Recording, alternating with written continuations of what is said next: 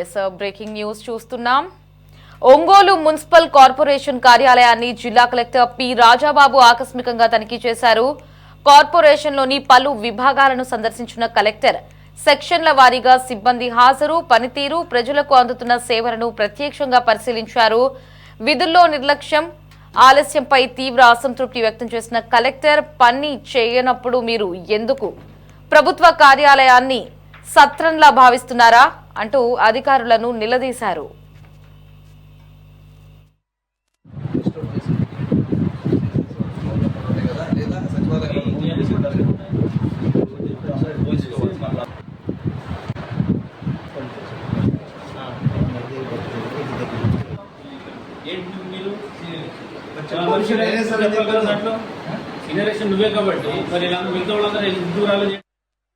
సక్రమంగా విధులు నిర్వర్తించండి, లేదంటే స్వచ్ఛంద పదవి విరమణ తీసుకుని వెళ్లిపోండి అంటూ కలెక్టర్ రాజాబాబు ఘాటుగా వ్యాఖ్యానించారు.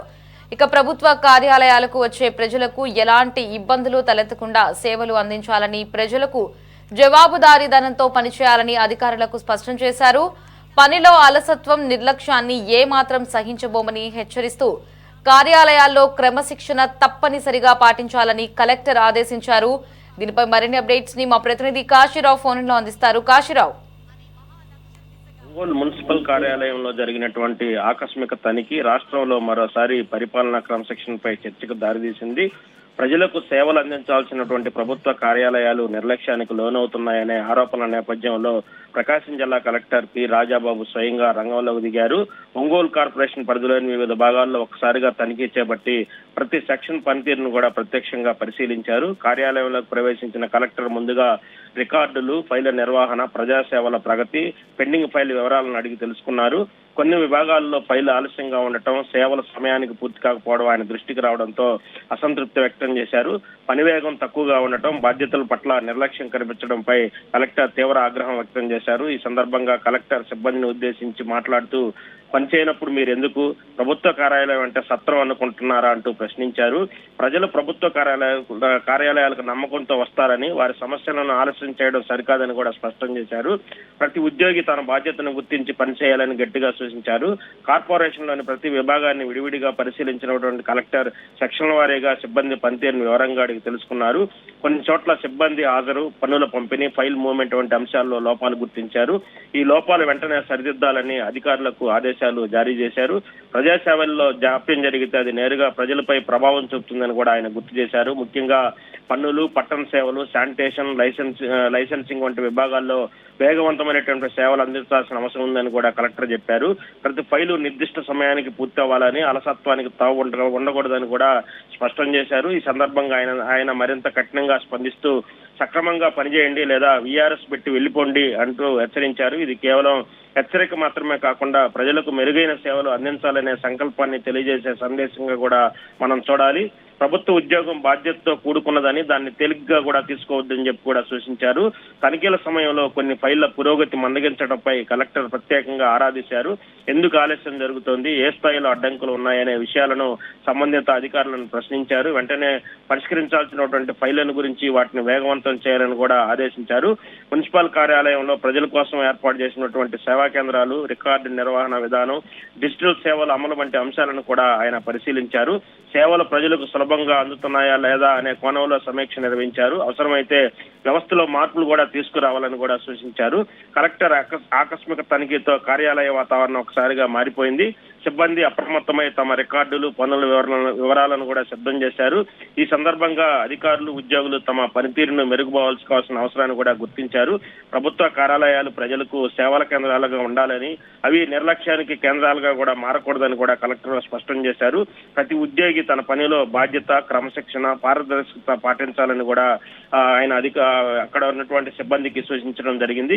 ప్రజల నమ్మకాన్ని నిలబెట్టడం ప్రభుత్వ యంత్రాంగం యొక్క ప్రధాన కర్తవ్యం కూడా కలెక్టర్ గుర్తు చేయడం జరిగింది. తనిఖీ అనంతరం సంబంధిత అధికారులకు అవసరమైనటువంటి సూచనలు, ఆదేశాలు జారీ చేశారు. పనితీరులో మెరుగుదల కోసం నిరంతర సమీక్షలు కూడా కొనసాగుతాయని కూడా తెలిపారు. ప్రజలకు వేగవంతమైనటువంటి సేవలు అందించడమే లక్ష్యంగా ప్రతి విభాగం కూడా పనిచేయాలని కలెక్టర్ స్పష్టం చేయడం జరిగింది. ఈ ఘటనతో ఒంగోలు మున్సిపల్ కార్యాలయంలో క్రమశిక్షణ బాధ్యతపై మరోసారి కూడా చర్చ ప్రారంభమైంది. జిల్లా యంత్రాంగం ఇకపై మరింత కఠినంగా వ్యవహరించే సంకేతాలు కూడా ఈ తనిఖీ ద్వారా స్పష్టమవుతున్నాయి. లహరి.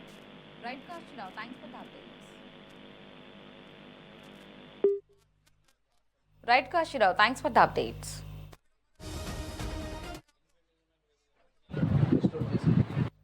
అట్లా రాయాలి వచ్చిన అప్లికేషన్. అంతేగాని ఇలా పెట్టుకుంటే ఎట్లా ఉంటుంది? ఎన్ని ఉన్న పెండింగ్ ఉంది మాకు ఏంటి వస్తుంది? Outsourcing regular employee. Regular అయితే నీకు తెలీదా మరి ఆ మాత్రం? ఆఫీస్ ప్రొసీజర్ తెలీదా? మీ దాంట్లో ఎక్కుతాయా? సపరేట్ ఇది ఇందులో నాకు తెలియదండి. మొత్తం రిజిస్ట్రేట్ సార్, రిజిస్ట్రేట్ ఆన్లైన్ హాస్పిటల్ పంపిస్తారు. హార్డ్ కాపీ మనం ఇస్తారు సార్. ఇది ఎక్కడికి వెళ్తుంది? కంప్లీట్కి ఏ కంప్లైంట్ ఎవరి దగ్గర? ఎవరు తీసుకుంటారో పక్కన అది ఇచ్చినప్పుడు ఎట్లా చేసుకుంటున్నాడు అది ఎట్లా చేస్తున్నాడు? వీళ్ళు ఏం చేస్తున్నారు కదా? ఏం కలెక్ట్ చేశారు వర్క్? చేయట్లేదు మరి. చెప్తా బిల్డింగ్ కాదు, నీకు వచ్చిన దాంట్లో ఎంత నువ్వు కలెక్ట్ చేసావు, దానికి ఎంత ఇచ్చిన నోటీసెస్లో ఎంత కలెక్ట్ అయింది? ఓకే, 500 పైసలు నీకు ఉన్నాయని చెప్తున్నారు. వాళ్ళలో నువ్వు ఎంతమంది నోటీస్ చేసావు, వచ్చిన దాంట్లో నీకు ఎంత కలెక్ట్ అయింది? ఏముంటుంది సెక్రటరీలు ఎంతమంది ఉన్నారు? తర్వాత కట్టించుకుంటారు కదా డబ్బులు? అది షరాఫ్ సార్, అన్ని కలెక్షన్ మొత్తము వచ్చింది మొత్తం అక్కడ కట్టించుకున్నాం. మనం ఇక్కడ ఈఆర్పీలో ఇక్కడ ఏం చేస్తున్నారు? ట్యాక్స్, వాటర్ ఛార్జెస్, విఎల్టీ అతను అక్కడ కట్టేది అంటే టోటల్గా అన్ని చలాన్స్ మొత్తం డేట్ ఆఫ్ బర్త్ కానీ అన్ని అక్కడ ఈ అమౌంట్ తీసుకెళ్ళి అక్కడే కట్టారు సార్. సో అక్కడ సిటిజన్స్ డైరెక్ట్ కట్టడానికి లేదా అక్కడ? లేదు సార్, బర్త్ సర్టిఫికేట్స్ రాలేదు. మున్సిపాలిటీలో ఎక్కువ వచ్చిందంటే కంప్లైంట్. నువ్వు డెత్ సర్టిఫికేట్స్ వచ్చిన వాటికి కనీసం రిజిస్టర్ పెట్టి చేయట్లేదు. దాన్ని నువ్వు ఎస్ఓడిగా రివ్యూ చేయాలన్నా కమిషన్ తీసుకోవాలనుకున్నా కానీ అసలు ఎన్ని డెత్ సర్టిఫికేట్స్ మనకి వచ్చిన డెత్ అప్లికేషన్ వచ్చినాయి, అందులో ఎన్ని యాక్చువల్గా వీళ్ళు ఇన్స్పెక్ట్ చేసి బీసీ ఫైనాన్స్ బీసీతో చేశారు, ఎన్ని పెండింగ్ ఉన్నాయనేది ఎక్కడ ఉంది? ఇది మూట కట్టి కూర్చున్నాడు అక్కడ. కూర్చొని చేయడానికి ఏమవుతుంది? అది ఎన్ని రీచ్ అయినాయి సార్, పెండింగ్ మొత్తం రీచ్ అయ్యాయి. అవును, పెండింగ్ ఏముంటుంది? అది పెండింగ్ లేవా? అయితే పెండింగ్ ఏమి డెత్ సర్టిఫికేట్ పెండింగ్ లేవు, ఇవ్వాల్సింది. వాళ్ళ దగ్గర ఒకటి రెండు వాటర్ ఏంటి ఆయన అలా కాదు, వేగ్గా చెప్పుకుంటారు. వాటర్ ఏంటి అది? దాని అర్థం ఏంటి? ఎంక్వైరీ చేయాల్సిన ఇప్పుడు ఒక దానికైతే ఆన్లైన్ ఉందా, యాక్సెప్టెడ్. ఎందుకంటే గవర్నమెంట్ అక్కడి నుంచి వస్తుంది కాబట్టి ఆన్లైన్లో ఉంది. సేమ్ అది కూడా రిజిస్టర్ అయ్యి online is nothing but registered. ఆ రిజిస్టర్ ఆన్లైన్లో రిజిస్టర్ అవుతున్నాయి. ఆఫ్లైన్లో మనకు డెత్ వస్తుంది. అది వచ్చినప్పుడు నువ్వు రిజిస్టర్ అయిపోకుండా ఉంటే మాకు ఎట్లా తెలుస్తుంది? డెత్ రిజిస్టర్ అని మెయింటైన్ చేస్తాం మనం.